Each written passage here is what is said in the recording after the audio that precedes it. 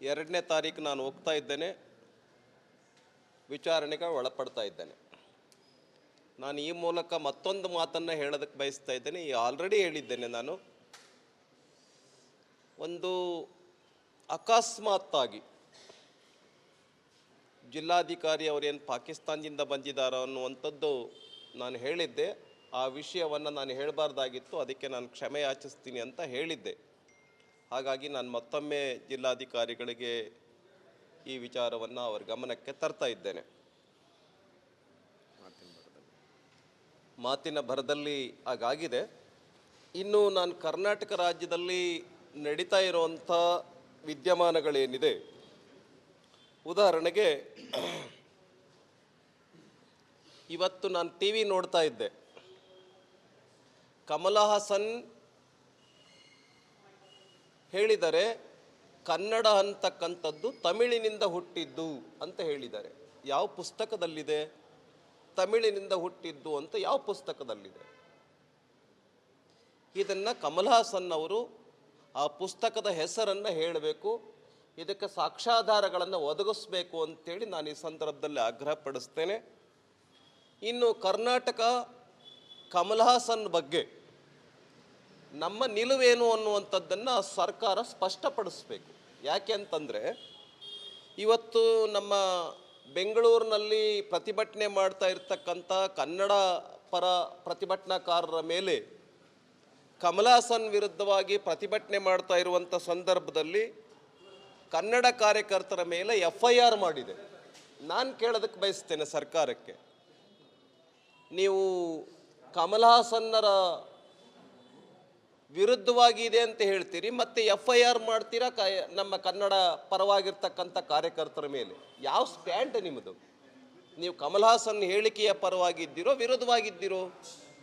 ಮೊದಲು ಆ ಕೂಡಲೇ FIR ಅನ್ನು ವಾಪಸ್ ತೆಗಿಬೇಕು ಅಂಥೇಳಿ ನಾನು ಸರ್ಕಾರವನ್ನು ವಿನಂತಿಯನ್ನು ಮಾಡ್ತೇನೆ. ಇಲ್ಲ ಅಂತೇಳಿದರೆ ನೀವು ಕನ್ನಡ ಪರ ಹೋರಾಟಗಾರರ ವಿರುದ್ಧವಾಗಿ ಸರ್ಕಾರ ಇದೆ ಅನ್ನುವಂಥದ್ದನ್ನು ನಾವು ಅರ್ಥ ಮಾಡ್ಕೊಳ್ಬೇಕಾಗುತ್ತೆ ಅಂತೇಳಿ ಈ ಸಂದರ್ಭದಲ್ಲಿ ನಾನು ಹೇಳೋದಕ್ಕೆ ಬಯಸ್ತೇನೆ.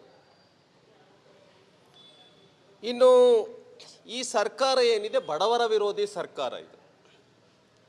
ಯಾಕೆ ಅಂತೇಳಿದರೆ, ನಮ್ಮ ಕೇಂದ್ರ ಸರ್ಕಾರ ಇಡೀ ದೇಶದಾದ್ಯಂತ ಜನೌಷಧಿ ಕೇಂದ್ರಗಳನ್ನು ಬಡ ರೋಗಿಗಳಿಗೆ, ಬಡವರಿಗೆ ಔಷಧಿಯ ಖರ್ಚು ಕಡಿಮೆ ವೆಚ್ಚದಲ್ಲಿ ಸಿಗಬೇಕು ಅನ್ನೋ ಕಾರಣಕ್ಕೋಸ್ಕರವಾಗಿ ಕೇಂದ್ರ ಸರ್ಕಾರ ಅತ್ಯಂತ ಜನಪ್ರಿಯವಾಗಿರ್ತಕ್ಕಂಥ ಯೋಜನೆಯನ್ನು ಜಾರಿಗೆ ತೆಗೆದುಕೊಂಡು ಬಂದಿತ್ತು. ಇಡೀ ದೇಶದಾದ್ಯಂತ 15,000ಕ್ಕಿಂತ ಹೆಚ್ಚು ಜನೌಷಧಿ ಕೇಂದ್ರಗಳನ್ನು ತೆಗೆದಿದೆ. ನಮ್ಮ ಕರ್ನಾಟಕ ರಾಜ್ಯದಲ್ಲಿ 1541 ಜನೌಷಧಿ ಕೇಂದ್ರಗಳಿದ್ದಾವೆ. ಅದರಲ್ಲಿ 207 ಸರ್ಕಾರಿ ಆಸ್ಪತ್ರೆಗಳ ಆವರಣದಲ್ಲಿ ಇದ್ದಾವೆ. ಈ ಜನೌಷಧಿ ಕೇಂದ್ರಗಳನ್ನು ಸರ್ಕಾರ ಮುಚ್ತಾ ಇದೆ. ಇದು ಜನವಿರೋಧಿ ನಿರ್ಧಾರ ಅಲ್ವಾ? ಇದು ಬಡವರ ವಿರೋಧಿ ನಿರ್ಧಾರ ಅಲ್ವಾ?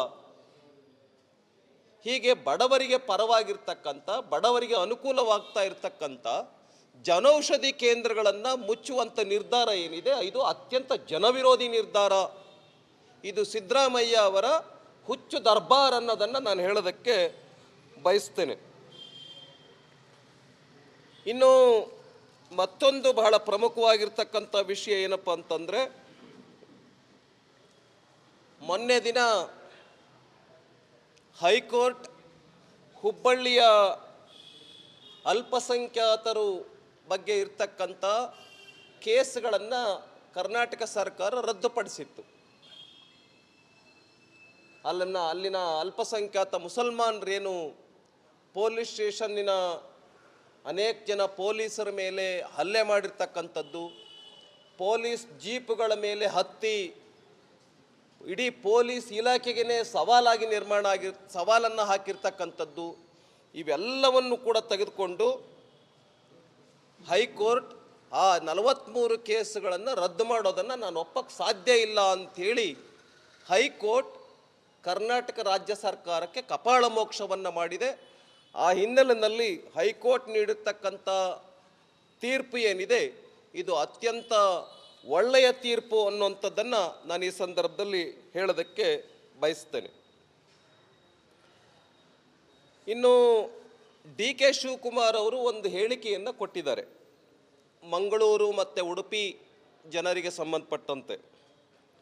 ಹೊಟ್ಟೆ ಬಟ್ಟೆಗೆ ರೇಷನ್ ಬೇಕು ಅಂತಾದರೆ ಅಥವಾ ಸರ್ಕಾರದ ಅನುಕೂಲಗಳು ಬೇಕು ಅಂತಾದರೆ ಕಾಂಗ್ರೆಸ್ ಬೇಕು, ವೋಟ್ ಹಾಕೋದಕ್ಕೆ ಬೇರೆ ಪಾರ್ಟಿನ ನಿಮಗೆ ಅಂತೇಳಿ ಅಲ್ಲಿನ ಮಂಗಳೂರು ಮತ್ತು ಉಡುಪಿ ಜನರನ್ನು ಪ್ರಶ್ನೆ ಕೇಳಿದ್ದಾರೆ.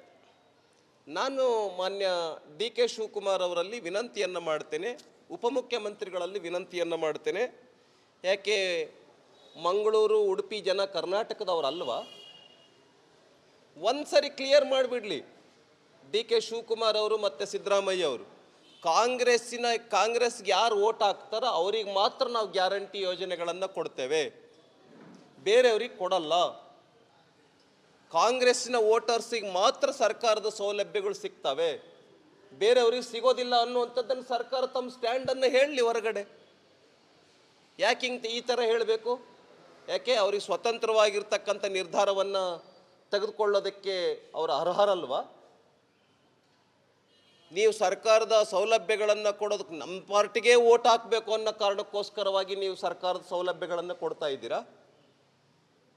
ಹಾಗಾದರೆ ಬೇರೆ ಪಾರ್ಟಿಗಳನ್ನು ಬೇಕಾಗಿಲ್ಲ ಅಂತ ಹೇಳಿಬಿಡಿ.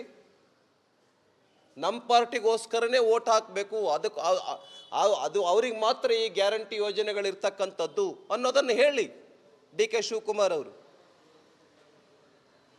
ಈ ರೀತಿ ಜನರಿಗೆ ಸ್ವತಂತ್ರವಾಗಿ ಇರ್ತಕ್ಕಂಥ ನಿರ್ಧಾರವನ್ನು ತೆಗೆದುಕೊಳ್ತಕ್ಕಂಥ ಅಧಿಕಾರವನ್ನು ಕಸ್ಕೊಳ್ತಕ್ಕಂಥ ನೀತಿ ಏನಿದೆಯಲ್ಲ ಡಿ ಕೆ ಶಿವಕುಮಾರ್ ಅವ್ರದ್ದು, ಇದು ಖಂಡಿತ ಒಳ್ಳೆಯದಲ್ಲ ಅನ್ನೋದನ್ನು ನಾನು ಹೇಳೋದಕ್ಕೆ ಬಯಸ್ತೇನೆ. ಇನ್ನು ಬೆಟ್ಟಗುಡ್ಡ ಪ್ರದೇಶದಲ್ಲಿರ್ತಕ್ಕಂಥ ಒಂಟಿ ಮನೆಗಳಿದೆ, ಭಾಳ ಕಡಿಮೆ ಮನೆಗಳು ಬೆಟ್ಟದ ಸೆರಗಿನಲ್ಲಿರ್ತಕ್ಕಂಥ ಮನೆಗಳಿದೆ. ಉದಾಹರಣೆಗೆ ಸಕಲೇಶ್ಪುರ, ತೀರ್ಥಹಳ್ಳಿ, ಸುಳ್ಯ, ಅದೇ ಥರ ಮಂಗಳೂರು, ಉಡುಪಿ ಆ ಪ್ರದೇಶಗಳಲ್ಲಿ ಈ ಗುಡ್ಡ ಜರುಗದಂಥ ಸಂದರ್ಭದಲ್ಲಿ ಆ ಮನೆಗಳೇ ಮುಚ್ಚೋಗ್ತಕ್ಕಂಥದ್ದಿದೆ. ಇವತ್ತು ನಾವು ನೋಡ್ತಾ ಇದ್ದೀವಿ 3 ಜನ ಇವತ್ತು ಮಂಗಳೂರಿನಲ್ಲಿ ತೀರ್ಕೊಂಡಿದ್ದಾರೆ. ಈ ಹಿನ್ನೆಲೆಯಲ್ಲಿ ನಾನು ಸರ್ಕಾರಕ್ಕೆ ಒಂದು ಮನವಿಯನ್ನು ಮಾಡಿಕೊಳ್ತೇನೆ.